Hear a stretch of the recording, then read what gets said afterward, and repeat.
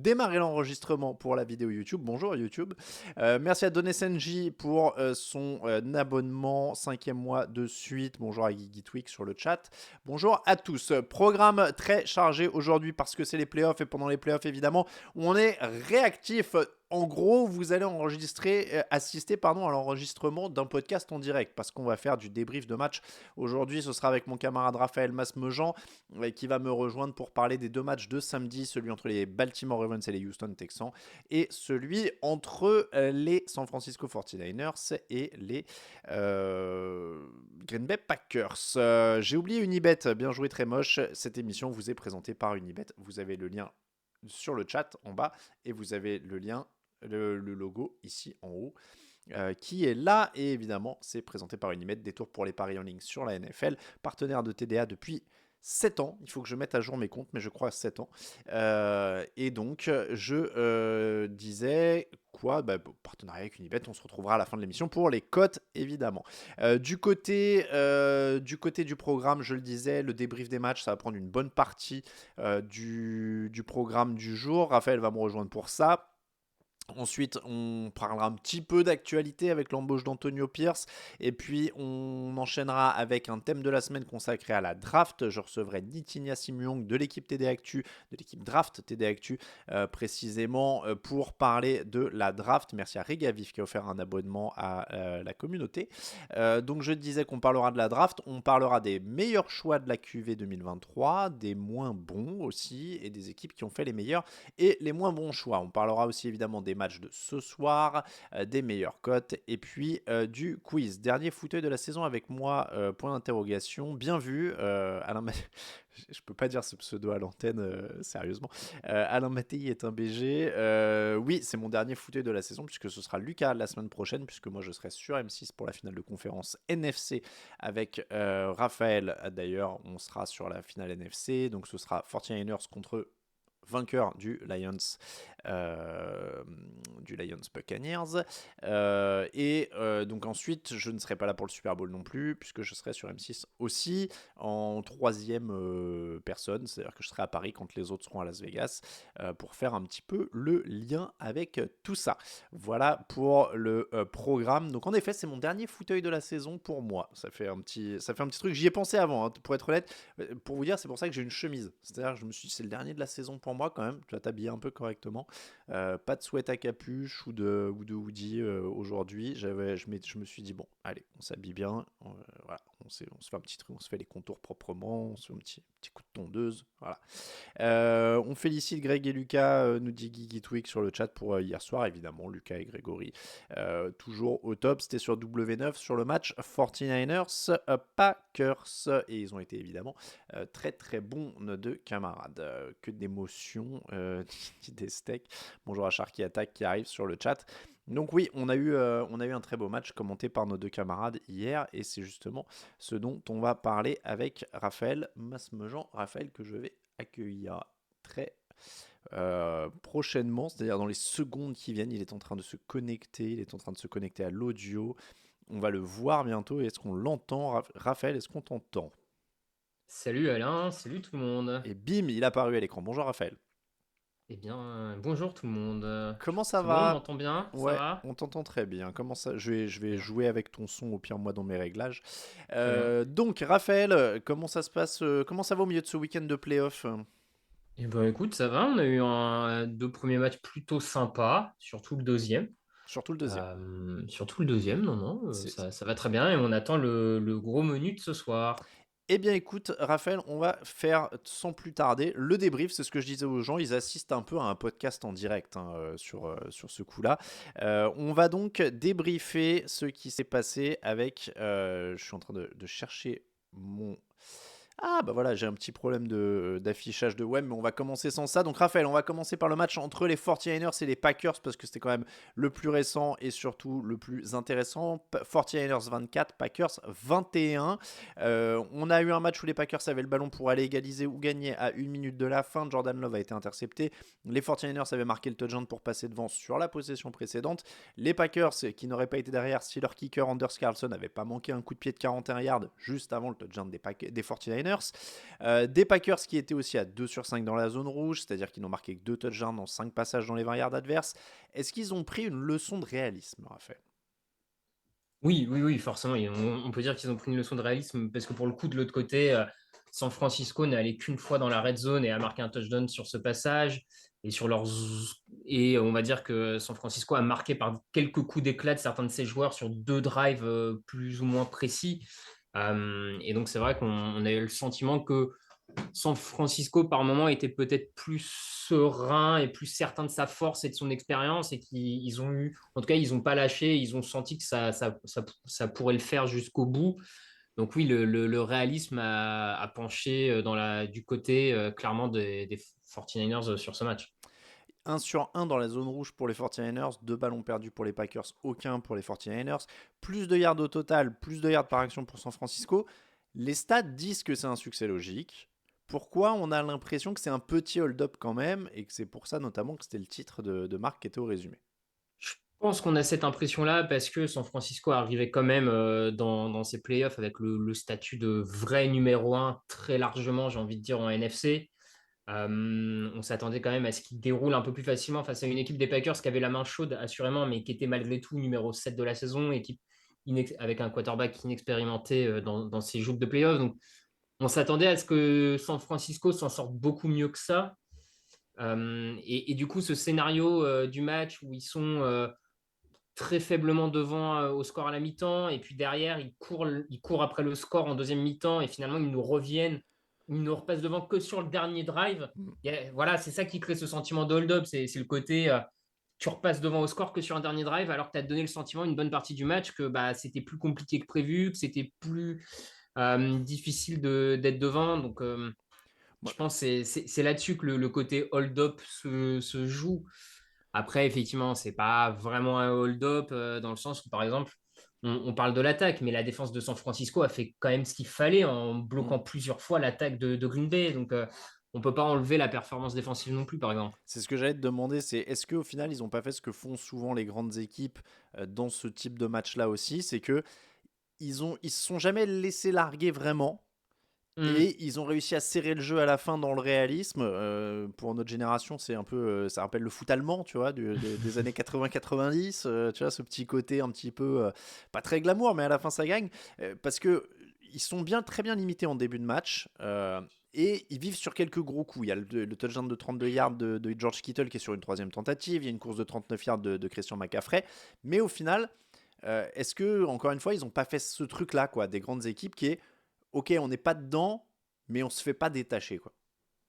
Oui, il y a un peu de ça. On en a parlé plusieurs fois dans la saison. Si je compare par exemple avec Philadelphie, à un moment quand Philadelphie était à 10 victoires, on disait bah voilà, c'est parce que c'est une grande équipe, ils savent gagner un peu ce genre de match raccro. Tu peux pas du coup totalement te dire que San Francisco, il n'y a pas de ça aussi un peu, que c'est une équipe qui est sûre de sa force et de ses qualités, qui a beaucoup de talent offensif, à qui il faut peu de choses finalement pour briller à un moment et pour sortir de leur boîte et qu'ils sont presque trop nombreux pour être couverts tous tout le match. Et du coup, si l'adversaire ne saisit pas toutes les opportunités que tu lui donnes pour te battre, eh ben, tu es toujours à portée de tir et le talent que tu as dans cette équipe finit par faire la différence. Et pour moi, c'est là-dessus. C'est que Green Bay a eu l'opportunité de l'emporter, ce match, c'est clair et net. Ils Mhm. ont eu les ballons pour gagner, mais ils n'ont pas réussi à les saisir en attaque. Ils n'ont pas réussi à saisir ça en attaque. Et peut-être même, on peut rajouter un peu en défense, il y a vraiment une interception qui doit être toute faite et qui, vu la position sur le terrain du défenseur, aurait dû finir en pick 6. Donc en interception retournée pour un touchdown. Donc voilà, leur adversaire n'a pas su saisir le bâton pour les battre et eux sont restés à portée de tir. Et le talent est un Brock Purdy, par exemple, parce qu'il a cristallisé beaucoup de remarques après match. C'est un Brock Purdy, effectivement, qui est pas bon toute une partie du match, imprécis, en difficulté face au blitz, mais qui fait, à l'image de cette équipe, qui fait le bon drive au bon moment. Et j'allais te dire, alors tu vois, Brock Purdy, on le voit à l'écran, 23 sur 39, 252 yards, un touchdown. Il est pas bon, mais il n'est pas catastrophique. Et Non. j'en reviens à ce truc des grandes équipes, parce qu'évidemment, les souvenirs magnifient tout. Donc, on a l'impression que Tom Brady, il n'a jamais raté une passe en playoff, etc. etc. Euh, Même des Peyton Manning. Le truc, c'est qu'aussi, dans les mauvais soirs, ils faisaient pas perdre leur équipe, notamment Brady du premier triplé. qui n'est pas un exceptionnel quarterback comme sur sa deuxième partie de carrière. Euh, et en fait, je trouve qu'il fait ça. Évidemment, c'est poussif, mais au final, il est quand même très très propre. Ouais, alors je trouve quand même qu'il y a quelques interceptions relâchées qui auraient pu rendre l'affiche Oui. moins propre, tu vois. Je sais pas si j'aurais dit propre, mais globalement, il fait plus ou moins aussi ce qui est en partie attendu de lui, c'est ne Mmh. pas faire perdre cette équipe et se contenter, entre parenthèses, d'appliquer le plan de jeu et d'utiliser l'ensemble des armes offensives qu'il a. Et il l'a fait à par moment, par reprise. Alors, je suis d'accord, pour ces détracteurs, ça changera probablement pas l'avis qu'ils ont de lui sur le fait que c'est peut-être pas un grand quarterback, en tout cas, il ne l'est pas encore. Maintenant, bon, il a un peu de chance avec lui sur ce match, ça tombe du bon côté, et quand il faut faire le bon drive, il le fait, donc c'est aussi à son crédit. Ça devient tatillon parce que il est pas encore, évidemment, c'est pas encore un top quarterback, etc. Mais il est déjà meilleur que tout ce qu'ont eu les 49ers ces dernières années quand ils allaient en playoff, hein. Oui, oui, oui, non, mais je suis d'accord aussi là-dessus. Je suis d'accord aussi. Il exécute parfaitement. Il est bon dans beaucoup de choses qu'il fait. On sait, il a un peu plus de mal quand il pleut et quand il y a beaucoup de blitz. Hmm. Voilà, Green Bay a joué là-dessus, a tenté vraiment de le mettre en difficulté là-dessus et il a été un peu déstabilisé par moments. Il s'en sort un peu bien aussi, mais globalement, le match est pas incroyable, mais alors, j'irai pas jusqu'à ce que, comme certains ont comparé en disant que c'est le genre de match à la Joe Montana parce qu'il y a que le dernier drive qui compte.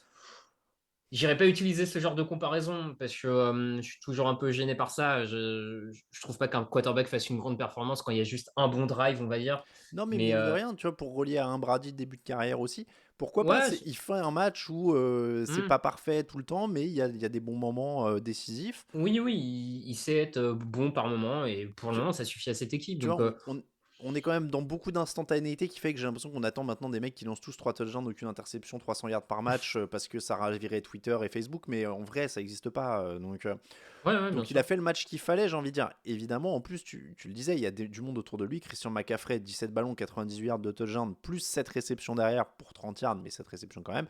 Bon, évidemment, c'est lui leur MVP. On n'a pas grand-chose à rajouter sur Christian Non, McCaffrey. Il a encore fait ce qu'il fallait aussi. c'est ça. C'est ça, joueur capable sur une action de faire basculer le cours du match parce qu'il a ce talent-là. Voilà, c'est pour ça que San Francisco a misé autant pour le faire Mm. venir et que Shanahan le voulait. Enfin, je veux dire, on le voit toute la saison, on comprend, c'est la pièce maîtresse de cette attaque et voilà. George Kittle a bien relevé le nez aussi par rapport à certains matchs Mm. de saison régulière. Il s'est montré assez décisif. Oui, vas-y. Non, mais c'est toute la difficulté pour battre cette équipe des 49ers. C'est qu'on l'a dit, on le redit, il y a énormément de talent dans cette attaque. Et que même quand tu arrives à en couvrir bien un ou deux, par exemple, Brandon Ayuk a globalement été bien Mm. couvert sur ce match, Mm. et ben il reste toujours un Kittle qui traîne, il reste toujours potentiellement un McCaffrey. Jawan Donc, Jennings. donc il y a un moment, moi je trouve que la perf défensive de Green Bay, elle est pas mal, hein. Ah oui, ah, 24 bien points sûr. face à cette Bien attaque, sûr. c'est franchement pas mal. Et Green Bay, malheureusement, et ça m'embête parce que j'ai bien aimé la dynamique Aaron Jones, Jordan Love, tout ça, mais Green Bay perd ce match en attaque. Alors, on va revenir sur Green Bay juste avant, on va conclure sur les 49ers. Leur défense a aussi relevé le nez en fin de match, ils étaient un peu plus en difficulté en début de match. Ils ont bien défendu à la fin. Ils sont favoris de la NFC. Oui, oui, oui, oui. Oui, pour moi, ils sont favoris.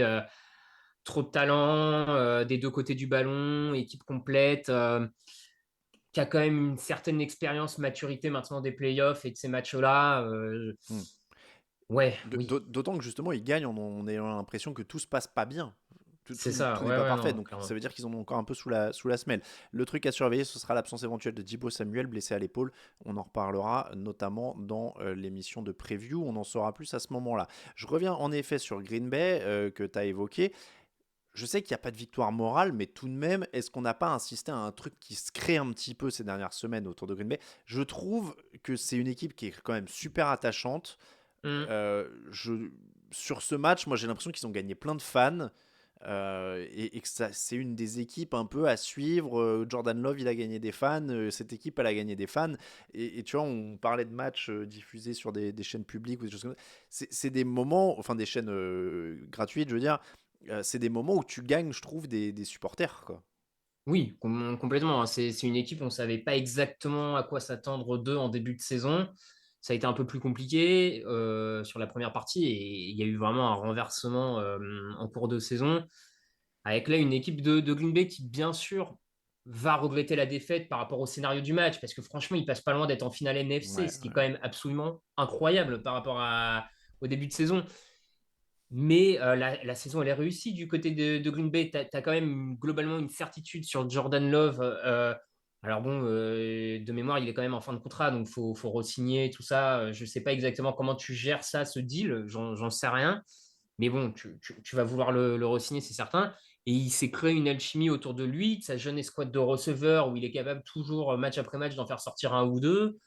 T'as un Ron Jones qui a été excellent. Même Matt LaFleur, je pense que ça l'a renforcé dans ce qu'il pensait être comme coach et dans ce qu'il voulait imposer. Cette première année sans Aaron Rodgers, ça a dû quand même le satisfaire. Donc, eux, ils sont, comme tu dis, ils sont gagnants de cette saison. Franchement, personne va dire que la saison est ratée du côté de Green Bay. Enfin, Il y a l'interception de Jordan Love à la toute fin, hein, si on revient au oui, match. Mais il a reconnu lui-même, hein, qu'il aurait dû se débarrasser du ballon en bien conférence de sûr. presse. Il a dit que c'était une erreur.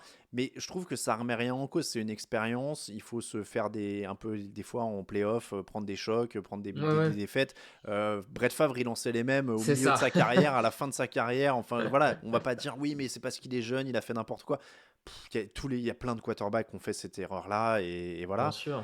Euh, et encore une fois, Aaron Jones 108 yards au sol, tu le disais, Romeo. Alors j'ai entendu, j'ai regardé le replay US où il disait Daups, donc je dis tout le temps d'où parce que ça s'écrit comme le département, mais c'est Daups apparemment. Mais voilà, tu sors des Christian Watson, des Dontavion Weeks, etc. Et tu le disais, Matt Lafleur, alors ça passe aussi sur le chat. Matt Lafleur est réhabilité. Il n'est pas parfait, mais je trouve qu'en effet, il y a quand même un système en place et il a montré qu'il y a des raisons de lui faire confiance quand même. Oui, oui, oui. D'autant plus qu'il a réussi en cours de saison, je trouve, et c'est là-dessus vraiment l'important, c'est qu'en cours de saison, ils ont réussi du côté de Green Bay à se réinventer, exagérons pas, mais en tout cas à se reposer les bonnes questions sur comment l'équipe était menée en Mm. attaque et finalement à relancer une dynamique. Et c'est là-dessus, parce que je vais pas dire que c'est simple d'être un bon coach quand tout roule et que tes joueurs sont tous excellents et que c'est tous des vétérans, mais disons que là, il a quand même un groupe jeune. Le début de saison était mauvais, ça aurait pu s'enfoncer un peu dans la crise. Et non, ils arrivent à rebondir parce que le coaching change deux, trois choses.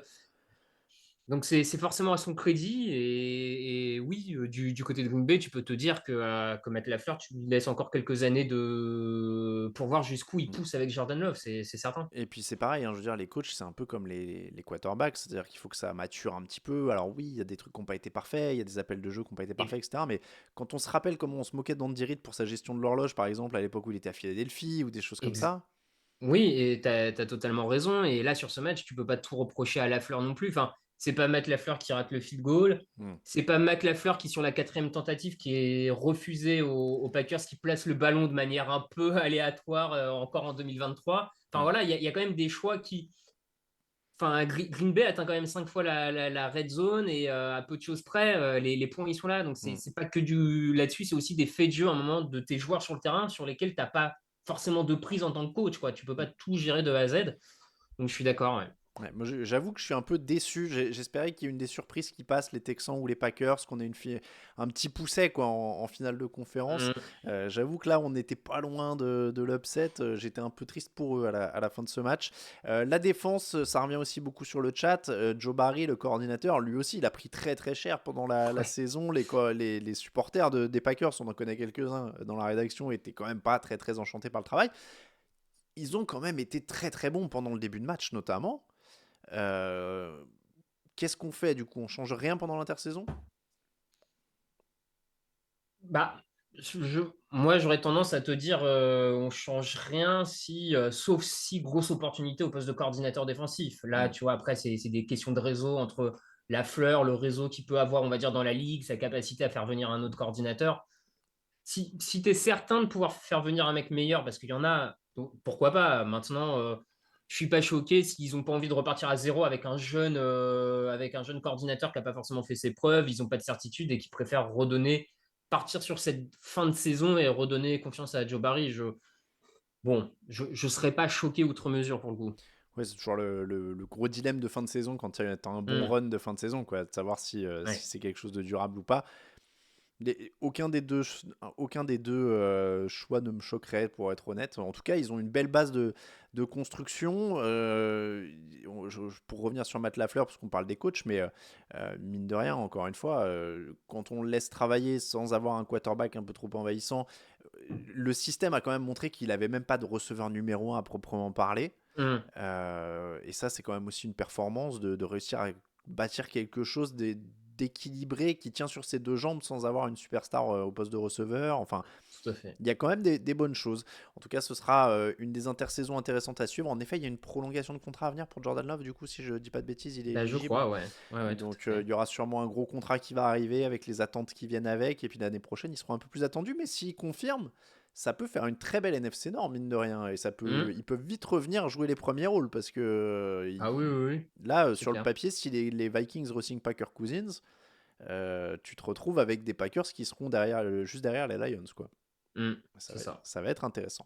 On passe au deuxième match, Raphaël. Il opposait les Baltimore Ravens au Houston Texans. Pardon, je suis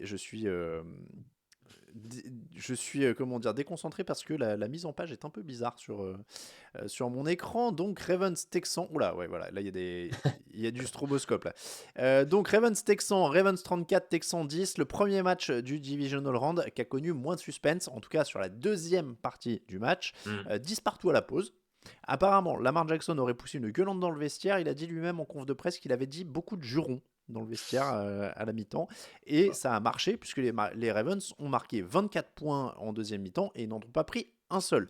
Le seul touchdown de Houston, il faut le préciser, sur leurs 10 points, c'est un retour de punt. Donc ils ont complètement maîtrisé CJ Stroud, les Ravens. CJ Stroud qui a 19 sur 33, 175 yards, aucun touchdown, aucune interception, aucun sac non plus. Il y a eu beaucoup de pression mais il n'a pas pris de sac. C'est une victoire défensive, Raphaël, quand même, là, des Ravens. Oui, c'est d'abord une victoire défensive. Effectivement, ils prennent cette défense pour réellement que 3 points. Et elle a vraiment réussi à dominer une attaque qui était quand même en feu ces dernières semaines. De mémoire, CJ Stroud, toute la saison, il est autour de 275 yards par là lancé. Il n'est qu'à 174 sur ce match. Le jeu au sol est inexistant. Les receveurs ont galéré pour se démarquer. Enfin, on a vu cette défense de Baltimore qu'on a vu toute la saison coachée par Mike McDonald, le coordinateur défensif, qui continue à faire grimper sa cote assurément. Et c'est d'abord une victoire défensive parce que Baltimore n'a pas eu besoin d'être à fond en attaque dès le début du match. En fait, franchement, Baltimore aurait pu se réveiller même que dans le dernier quart ou sur le dernier drive, qu'ils auraient toujours été à portée de tir grâce à cette défense qui, en fait, a complètement bloqué Houston et qui a permis, encore une fois, à Lamar Jackson et à son attaque de se mettre tranquillement en route et de se réajuster en seconde mi-temps. Et c'était largement suffisant parce que ta défense te permettait de te mettre dans cette situation-là. Ils en ont eu quelques-uns des matchs comme ça cette année, j'ai l'impression, où la défense faisait quand même Mm. beaucoup du boulot. Ils n'avaient pas forcément à aller à fond derrière. Le 213 yards seulement pour les Texans. CJ Stroud et les Texans, qu'est-ce qu'ils pouvaient faire de plus face à une défense pareille? Pas grand-chose. Il leur manque peut-être un peu de jus physique déjà par rapport comment dire, aux Ravens, surtout que c'est quand même une attaque qui a eu quelques lots de blessures de Bobo ces dernières semaines. Qu'est-ce qu'ils auraient pu mieux faire? Enfin, dans un monde idéal, en fait, il aurait fallu tout un peu mieux faire. Enfin, Hmm. il aurait fallu réussir à ouvrir des brèches sur la ligne offensive. Il aurait fallu que tu aies peut-être un peu plus de cibles que Dalton Schultz et Nico Collins sur ces dernières semaines. Ça se réduit quand même exclusivement à eux deux, j'ai envie de dire. Donc, c'est vrai que ça devenait un peu facile à défendre, en tout cas un peu plus facile pour. Maintenant, je crois sincèrement, moi j'en suis un convaincu et on verra si la fin de saison me donne raison ou pas, mais je pense qu'ils n'auraient pas pu beaucoup mieux faire parce que Hmm. je crois vraiment que cette défense de Baltimore est très très forte. Enfin, je pense qu'on a vraiment une des toutes meilleures défenses de ces dernières saisons Ce et qui est qu'elle très est fort parce compliquée que à manœuvrer. c'est ce qui est très très fort, d'autant qu'ils n'ont pas de superstar pass rusher, comme c'est quand même un Ouais. peu la tendance des bonnes défenses ces dernières années, de TJ Watt, de Miles Garrett, etc.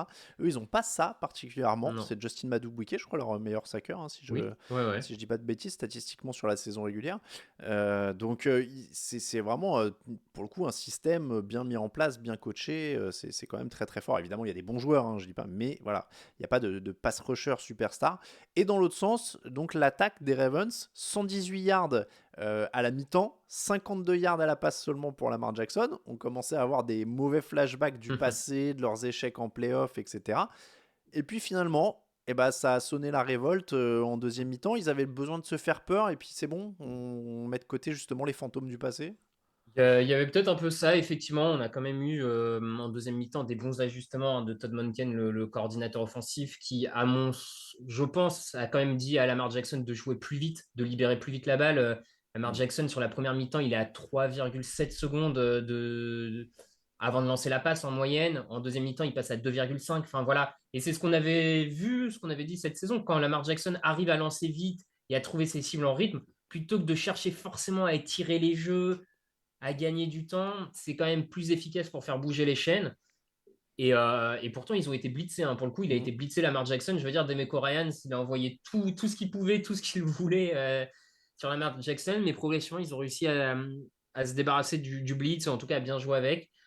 Non, en deuxième mi-temps, j'ai envie de dire qu'en deuxième mi-temps, c'est vraiment une des meilleures performances de la saison des Ravens. Et c'est surtout les bonnes performances qu'on a vues de Baltimore cette saison où Lamar Jackson trouve les solutions dans les airs parce que Zay Flowers, parce que Odell Beckham, Likely aussi est quand même en train de devenir un vrai bon tight end. Et au sol, ça continue à courir. Donc, Ils ont 229 yards au sol sur ce match, 42 courses pour 22 passes, donc clairement, il y avait une orientation. Mais la révolte est quand même hyper nette, c'est-à-dire qu'ils reviennent des vestiaires, ils marquent 3 touchdowns sur leurs 3 premiers drives, le match est fini. Sur le premier Lamar Jackson en particulier, sur le premier drive de la deuxième mi-temps, le drive entier, c'est passe de 9 yards, passe de 19 yards, course de 3 yards de Jackson, passe de 9 yards, passe incomplète et une course de 15 yards de Jackson pour le touchdown. Il marque ensuite sur les 2 drives suivants une passe de 15 yards et une course de 8 yards de Lamar Jackson. Lamar Jackson qui finit à 16 sur 22, 152 yards et 2 touchdowns. Et il a 100 yards et 2 touchdowns au sol en 11 courses seulement. Je voyais que ça s'affûtait pour le démolir à la mi-temps. C'était plus dur après. Excusez-moi, mais là, le mec réveille tout le monde. Alors, parce qu'en plus, on peut pas me dire il est pas leader et tout. Apparemment, il a démonté tout le monde à la mi-temps. Et derrière, ils reviennent, ils plantent 3 touchdowns. Moi, je veux bien, ça va encore critiquer, il est pas MVP, machin et tout. Là, je vois pas ce que tu peux faire de plus MVP que ça. Non, bah non, non. Bon, après, moi, j'en suis inconvaincu. Donc, j'ai envie de dire que j'ai pas beaucoup plus à dire que ce que j'ai déjà dit dans d'autres podcasts, à d'autres moments de la saison. Je le trouve quand même, quand il est à ce niveau-là, je trouve que c'est un joueur exceptionnel qui fait gagner son équipe. Enfin, c'est la définition d'un MVP pour moi, en tout cas, quand il fait ce genre de match. Cette attaque vit et meurt par lui et ses performances. Et enfin, franchement, c'est stratosphérique ce qu'il fait sur ce match. En deuxième mi-temps, c'est quand même extrêmement précis dans les lancers. Il débloque la situation au sol aussi par moment. C'est quand même un joueur qui est d'une complexité à défendre pour une défense. Enfin, tu sais jamais vraiment ce que ça va donner. Et maintenant qu'il est plus précis que jamais à la passe, enfin, moi je trouve, encore une fois, enfin, si je dis pas de bêtises, ce n'est que sa quatrième campagne de playoff. C'est possible, ouais. Enfin, je trouve que les gens se sont vite emballés sur le fait qu'il pouvait pas faire gagner son équipe en Mais playoff. on, 4 campagnes de playoff. on- Enfin, on- genre, on parlait de culture de l'instant, je les ai pas sous la main, mais si tu ressors les 4 premières campagnes de playoff de Peyton Manning, à mon avis, oui, ah bah, il n'y a pas de titre. il se serait fait enterrer selon les standards actuels. Bah ouais, et de mecs comme Manning, enfin, des Dan Marino, Ouais. enfin, je veux dire, tout le monde gagne pas des titres dès sa première campagne de playoff, en fait, et tout le monde n'est pas excellent dès sa première campagne de playoff. Et effectivement, je pense que, en fait, il a aussi souffert de la comparaison avec Mahomes, Hmm. parce que voilà, à peu près la même génération, on va dire ça comme ça, et Mahomes, bah, il arrive en playoff et c'est une sorte d'extraterrestre, et tout de suite ça gagne, et tout de suite ça... Mais c'est pas la norme en NFL, en fait. Ce n'est pas la norme de gagner tout de suite toutes ses premières saisons. Et de toute façon, il n'y a qu'une équipe qui va au bout. Donc, par essence, bah, il y a des équipes qui se plantent et qui ne gagnent pas tout le temps. Et voilà, et effectivement, je pense que les gens ont été un peu durs très rapidement avec Lamar Jackson sur ses playoffs. Allez, Et regarde, bon, c'est cadeau. Les game logs de Peyton Manning sur ses premiers matchs de playoff. Alors, je vais essayer de grossir ça au ouais, maximum. Donc, 1999, premier playoff, défaite contre les Titans, 19-16, 45% de passes complétées, aucun touchdown. En 2000, défaite contre Miami, 23-17, 53% de passes complétées, un touchdown, aucune interception. Donc, il n'a toujours pas gagné. Troisième match de ouais. playoff, défaite 41-0 contre les Jets, deux interceptions, aucun touchdown. Donc, il faut qu'il attende sa quatrième campagne de playoff pour gagner un match. pour battre donc les Broncos, ironie du sort. Et derrière, il sort en finale de conf contre les Patriots avec 4 interceptions. Hmm. Ah oui, Non, mais les ouais, interceptions ouais. sont cachées par notre fenêtre. Attends. J'arrive pas à les afficher. On les voit là. À Non, touchdown, non, on moi voit je les pas les vois pas, mais interceptions, j'ai pas de bol. Hop. Non, j'ai pas de bol, bon. j'arrive pas à afficher. Mais on a compris Mais il l'idée. y a 4 interceptions.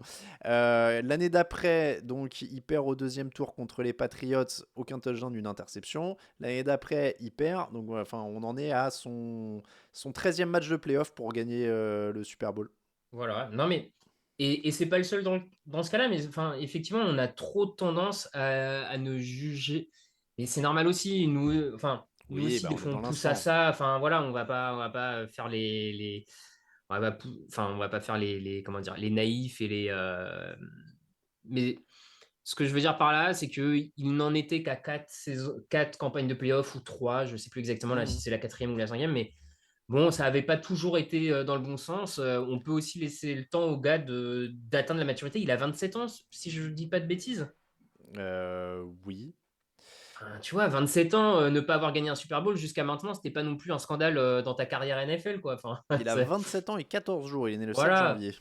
Bon, est-ce qu'on moi, je suis content qu'il fasse ce genre de perf et à quelque part, j'aimerais bien qu'il aille très loin grâce à ça pour que certains sortent de ce débat de il peut pas faire gagner les Baltimore. Enfin,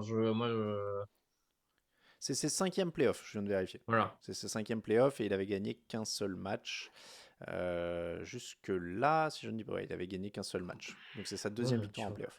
27 ans, enfin, j'aimerais bien Non mais qu'on. clairement, le problème, il est, mais je pense que c'est un peu dans tous les sports où maintenant on juge les mecs face à Djokovic ou face à Oui, Mbappé ou Messi ou Ronaldo ou machin. Je pense Brady et Mahomes ne sont pas la norme, tu le dis très bien. c'est ça. Donc voilà, c'est vraiment juste ça. On va parler un petit peu. Alors attends, parce que je sais plus où j'en étais. Voilà, j'ai un petit bug dans mes notes. Oui, on va revenir aux Ravens en global Mhm.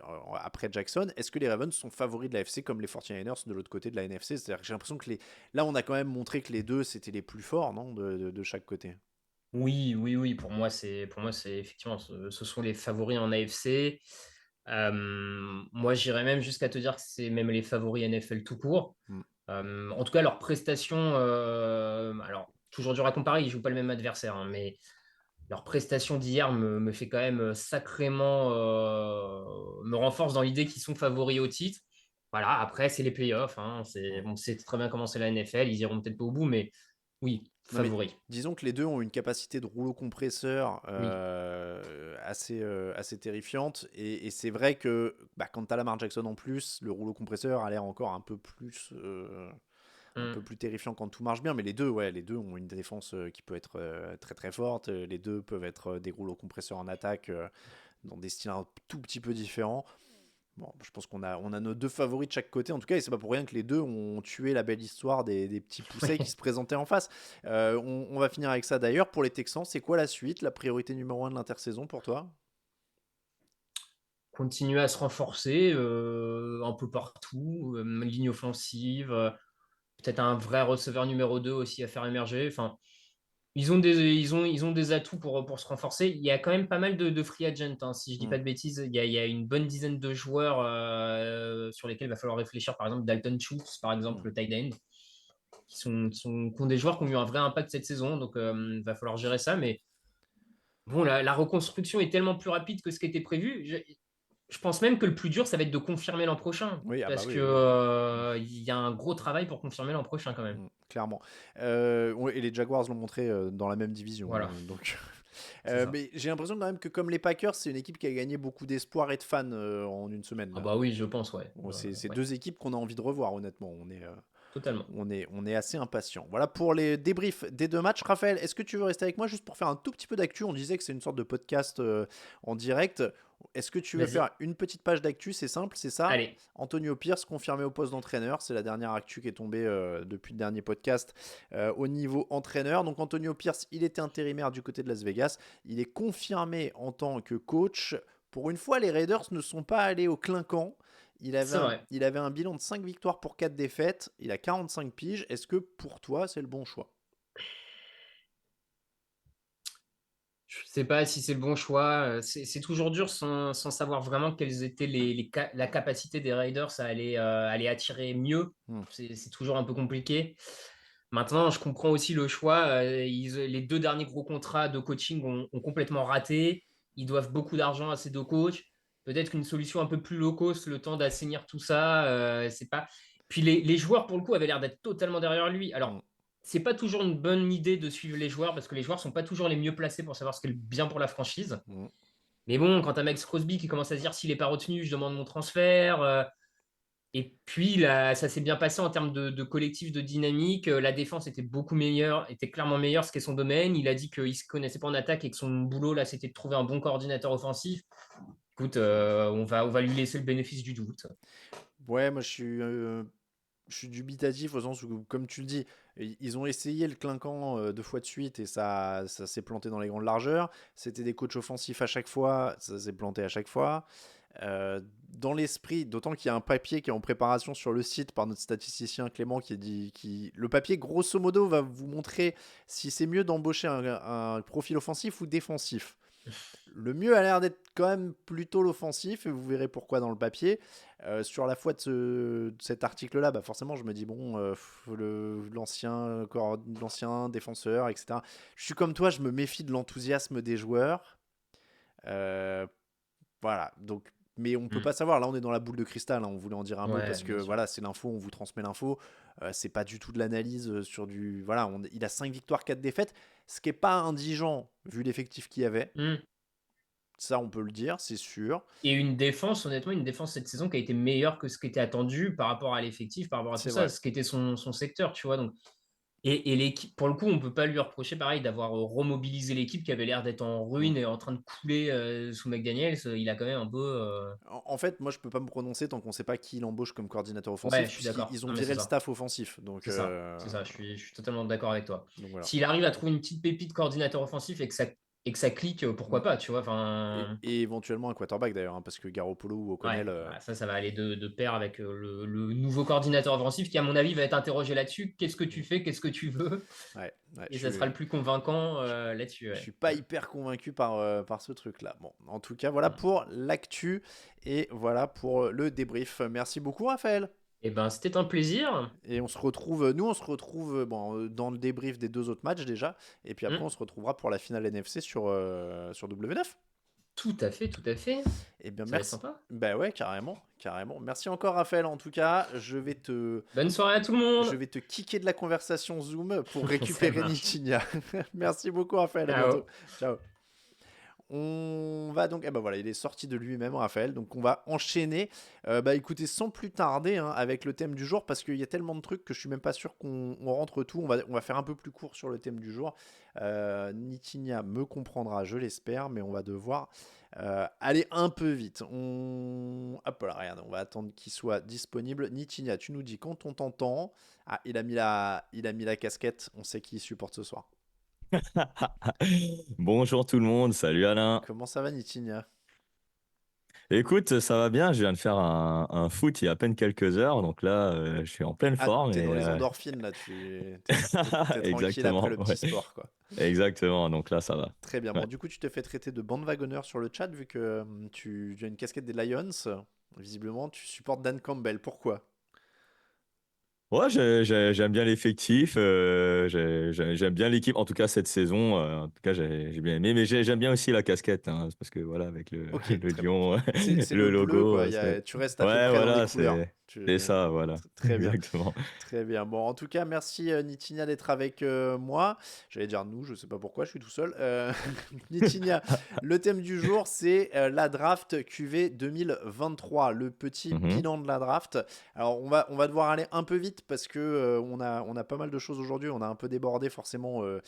Comment on dit sur les chaînes d'infos de cette priorité à l'actu? Ouais, normalement ils disent priorité au direct ou un truc comme ça. Bon, on a fait priorité au résumé de match, on a fait plus long que d'habitude, mais on Ouais, voulait parler de normal. la draft, faire un petit point. Mhm. Et on va commencer tout de suite et on va faire ça très simplement. c'est que je t'ai demandé de préparer un top 3 des meilleurs choix du premier tour, un top 3 des pires choix du premier tour et un top 3 des meilleurs autres choix. On va voir après si on a le temps de parler des équipes, mais on va commencer par ça. Je vais mettre à l'écran... Non, ça c'est moi. Hop là, ça c'est mieux. Voilà, je vais mettre le tableau de la draft. On voit Yes. d'ailleurs que le premier Pro Bowler, c'est Devon Witherspoon. Hein. C'est pas CJ Ouais. Stroud ou quoi que ce soit, c'est Ah le non. cornerback des Seahawks. Ouais. Du coup, du côté... oui, excusez-moi sur le chat, je ne suis pas tout seul, vous êtes là, évidemment. C'est pas ce que je voulais dire. Donc, on va commencer avec les meilleurs choix du premier tour. Mhm. Alors, Bryce Young, CJ Stroud, Will Anderson, Anthony Richardson, Devon Witherspoon, Paris Johnson, Tyree Wilson, Bijan Robinson, Jalen Carter, Darnell Wright. J'essaie de mettre un petit peu, voilà, en plein écran. On voit bien là. Peter Skoronski, Jahmyr Gibbs, Lucas Van Ness, Broderick Jones et Will McDonald. Je vais vous faire le top 15, grosso modo. Ouais. Quel était le meilleur choix du premier tour pour toi? Oh bah sans hésiter, CJ Stroud, hein, on en a parlé un peu il y a quelques minutes là de CJ Stroud, une saison incroyable, hein, 23 touchdowns, seulement 5 interceptions, tellement, tellement impressionnant que maintenant ça en devient la normalité aujourd'hui. Mais Alors, non, mais c'est incroyable ce qu'il a fait. ma question, puisqu'on fait une sorte de bilan, c'est est-ce qu'on pouvait s'attendre à ça quand on étudiait la NCAA l'année dernière, quand tu préparais la draft de l'année dernière, est-ce que tu te disais, ouais, Stroud, ça va être un carton? Alors, on savait qu'il avait le potentiel d'un franchise quarterback, donc d'un quarterback de franchise. Mais alors, de là à atteindre 23 touchdowns, 5 interceptions au sein d'une équipe de Houston, là, je vais dire que non. Clairement, non, parce que bah, Houston, on savait que la franchise partait vers une nouvelle direction. Et clairement, on voit qu'il s'est amélioré par rapport à ces dernières années en NCAA.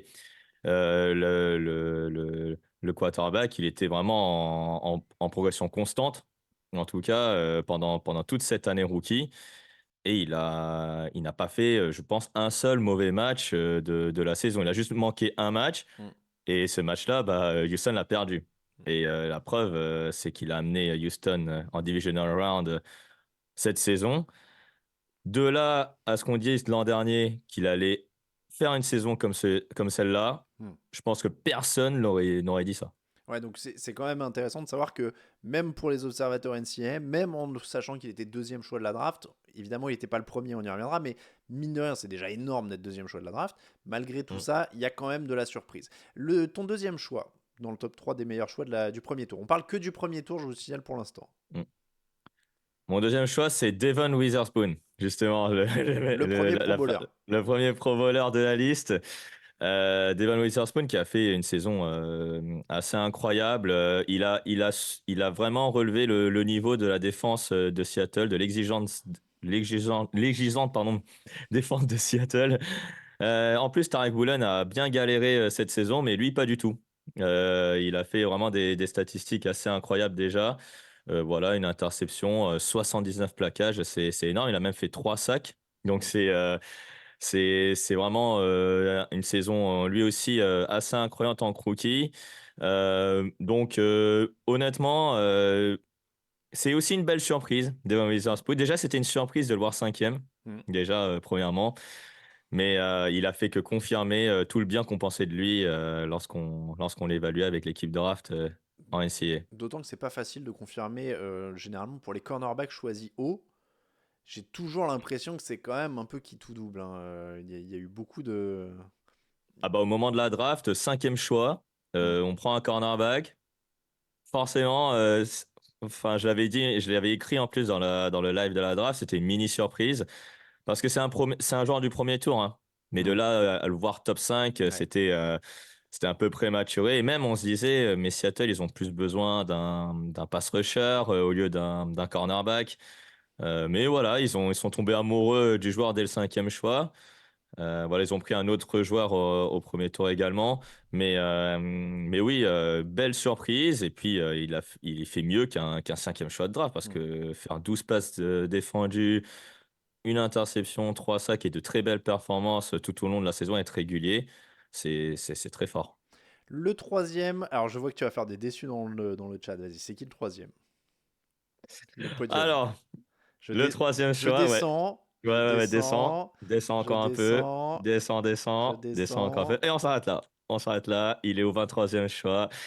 Ouais, au Minnesota Vikings. Et oui, évidemment, il y avait du monde. Il y avait du monde pour le top 3. Jalen Carter était forcément parmi les favoris également au meilleur choix du premier tour. Mais j'ai choisi Jordan Addison. Pourquoi? Bah parce que en l'absence de Justin Jefferson, il a, il a explosé. Il a explosé 10 touchdowns quand même cette saison, quasiment à peu près milliard dès sa première saison. Minnesota a cette capacité à bien drafter des receveurs dès le premier tour.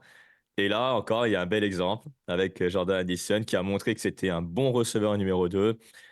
De là à ce qu'il soit un receveur numéro 1, ça, j'ai encore quelques doutes là-dessus. Mais honnêtement, il a fait étalage de toutes ses qualités, la vitesse, la séparation, les yards après réception. Honnêtement, c'était du très très bon Jordan Addison qu'on a vu cette saison, même si Minnesota n'a pas forcément eu un bon quarterback tout au long de la saison également, parce que Kirk Cousins était là, Mm.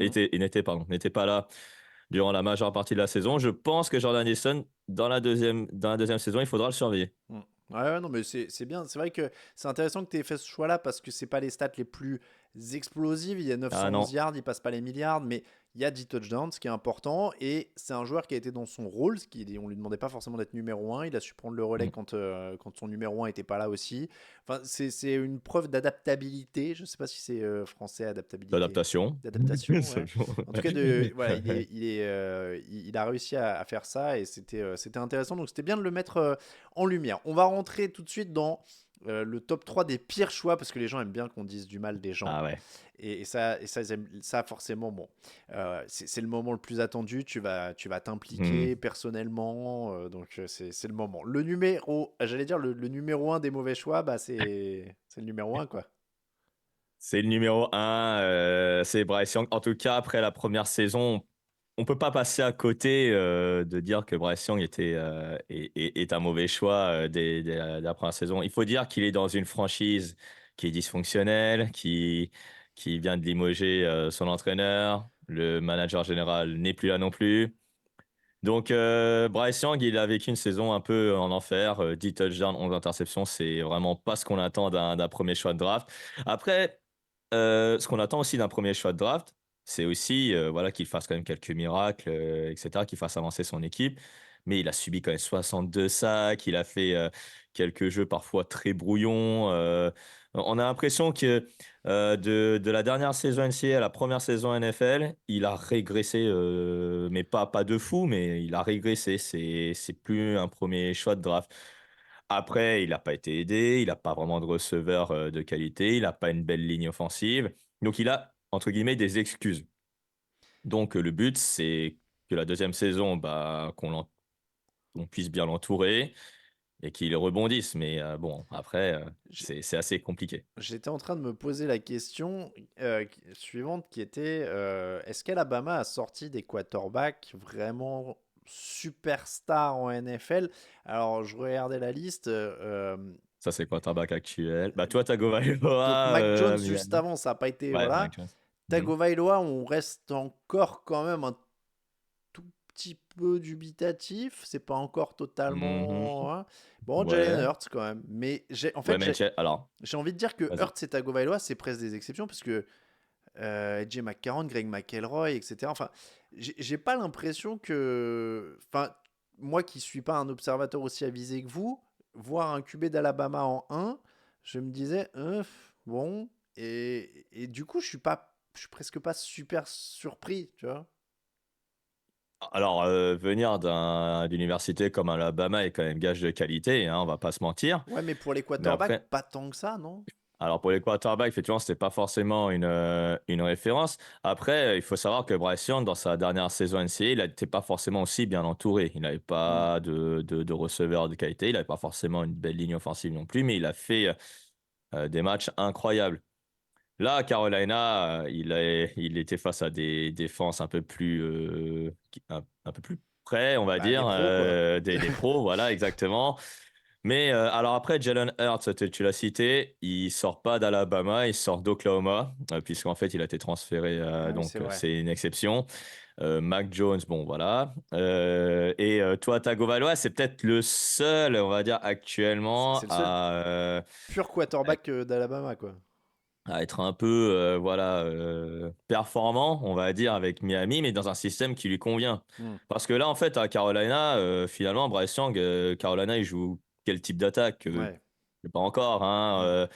On a une équipe, comme je l'ai dit il y a quelques minutes, qui est vraiment dysfonctionnelle, et donc c'est pas évident pour lui de briller. Mais c'est un premier choix de draft, donc Hmm. on attend de lui quelques miracles. Malheureusement, il les a pas fait pour le moment. Bon, il faudra voir avec quel entourage, avec quel coach, avec Hmm. quel dirigeant, etc. Bon, c'est une des intrigues.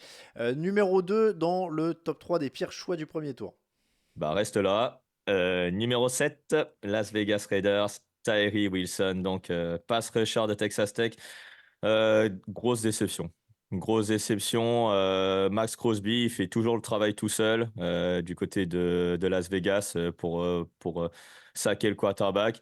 Et lui, je ne sais pas trop ce qui lui est arrivé, pourquoi il n'est pas performant. C'est un mystère. C'est un Hmm. mystère, l'utilisation de Tyree Wilson. Après, il était dans une franchise, bah, pareil, un peu comme Carolina en 2023, un peu Ouais, mais qui a pas mal défendu quand même du côté des qui Raiders. a, qui a pas mal défendu, pardon. Ok, ça, ça, je veux bien le comprendre.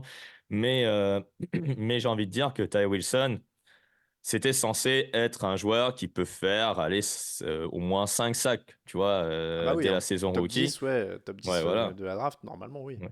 Moi, j'avais dit, effectivement, lors de la sélection des Raiders, où ils ont pris Tyree Wilson, j'avais dit, c'est un choix plutôt malin. Hmm. Bah, ça s'est révélé un peu être un choix plutôt pas très malin. Enfin, Tu, pas très malin, tu, tu, plutôt. tu penses qu'il y a une possibilité d'évolution? On nous dit sur le chat qu'il était un peu blessé en début de saison, qu'il a été un peu meilleur sur la fin. Oui, des progrès sur la fin, mais ça reste tout de même insuffisant pour un septième choix de draft. Franchement, tu vois, Max Crosby, il fait encore il fait encore le travail. Et même le deuxième meilleur pass rusher, c'est un defensive tackle. Hmm. Alors, j'ai oublié son nom, mais c'est pas lui, quoi. Donc, c'est un peu dommage. J'attends de lui, effectivement, un vrai rebond, un peu comme Bryce Young, donc, dans la saison 2024. Parce que sinon, on part droit vers le flop. Et puis, en Las Vegas Raiders, les flops au premier tour, on est un peu habitué, hein. C'est vrai. Je Donc, vois plein de noms passer. Alors évidemment, ça fait réagir. Il y a 32 mecs, donc choisir 3 hmm, et 3, ça laisse beaucoup de noms. Je vois ouais. passer des noms. Alors ça réclamait beaucoup de Jahmyr Gibbs dans les tops. Euh, Oui, oui, oui, oui. après, c'est vrai Mhm. que je suppose que on donne une prime aussi peut-être à un receveur parce que le poste est quand même plus dur à appréhender en première année que le Hmm. coureur éventuellement. Je vois passer le nom de Maisie Smith dans le chat. Qu'est-ce que j'ai vu passer d'autre? Voilà, bon, Broderick Jones est-il un flop? Donc le flop numéro 3. Lyon 3, on va descendre un peu. On va aller vers les receveurs, hein, la fameuse, les fameux receveurs pris entre le 20 et le 23e choix. Et je pense que vous l'avez pas loupé. Donc Quentin Johnston, donc des Los Angeles Chargers. Alors déjà, c'était l'article d'Alexandre sur Touchdown Actu. On avait dit on n'avait pas compris ce choix. Ah bah bouge pas, je vais chercher ça. Bah là, malheureusement, bah ça s'est révélé Et vrai. pourquoi il comprenait pas le choix alors? Bah parce que son profil est vraiment similaire à Mike Williams. Il est grand, il a de la vitesse, il est athlétique. Ok, très bien. Mais pareil que Mike Williams, il a du mal avec la séparation, il a du mal un peu en réception contestée. Et là, ça s'est un peu vu cette saison. Keenan Allen et Mike Williams étaient absents, donc étaient censés prendre le relais. Et malheureusement, il n'a pas été d'une grande aide pour Justin Herbert. Et même pour concurrencer Mike Williams et Keenan Allen quand ils étaient sur le terrain, c'était pas forcément Jojo à voir, c'était pas forcément. Et Euh, les articles, ils étaient pas vilains, hein. Quentin Johnston, le destructeur, le nouveau DeAndre Hopkins, le Ah, ça, c'est T. moi, Kids ça. 2.0. Ouais. Il y avait quand Oui, il y même un avait petit peu d'enthousiasme, hein. il y avait des comparaisons flatteuses pour lui, puisqu'il sortait d'une université finaliste de NCAA à l'époque. TCU était une belle équipe, Mhm. mais c'était le receveur numéro un, donc c'était un premier tour. Effectivement, il n'avait pas forcément un quarterback de fou avec Max Duggan. Mais là, effectivement, Quentin Johnston, tu vois, il a le prototype du receveur extérieur, grand, il a de la vitesse, il est athlétique et il a l'air assez puissant vu le gabarit.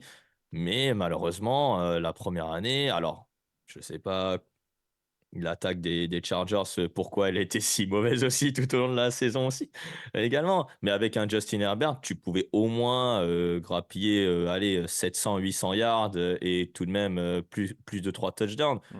Et là, malheureusement, c'est quand même une belle déception dès sa première année rookie. Mais déjà, on ne comprenait pas déjà le choix Quentin Johnston, alors que Zay Flowers et Jordan Addison étaient disponibles. Ouais. Bah oui, en plus. On a donc notre top 3 des pires: Bryce Young, Wilson et Johnston. Mm. Quentin Johnston, j'ai un trou sur le prénom de Wilson. Je sais- Tyree Wilson. Tyree, Tyree. pardon, voilà, Ouais. Tyree Wilson.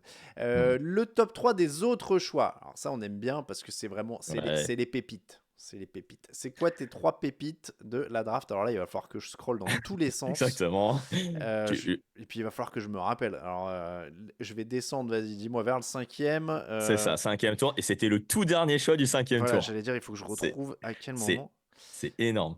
C'est Ah oui, énorme, ça. c'est Ah ouais, 5e complémentaire. En plus, c'est les choix compensatoires, hein. exactement, c'est les Ok. choix compensatoires. C'est-à-dire que les Rams, ils ont obtenu ce choix parce qu'un des coordinateurs ou un des general managers est devenu general manager ailleurs. Mm. Voilà, ça peut être ça comme motif.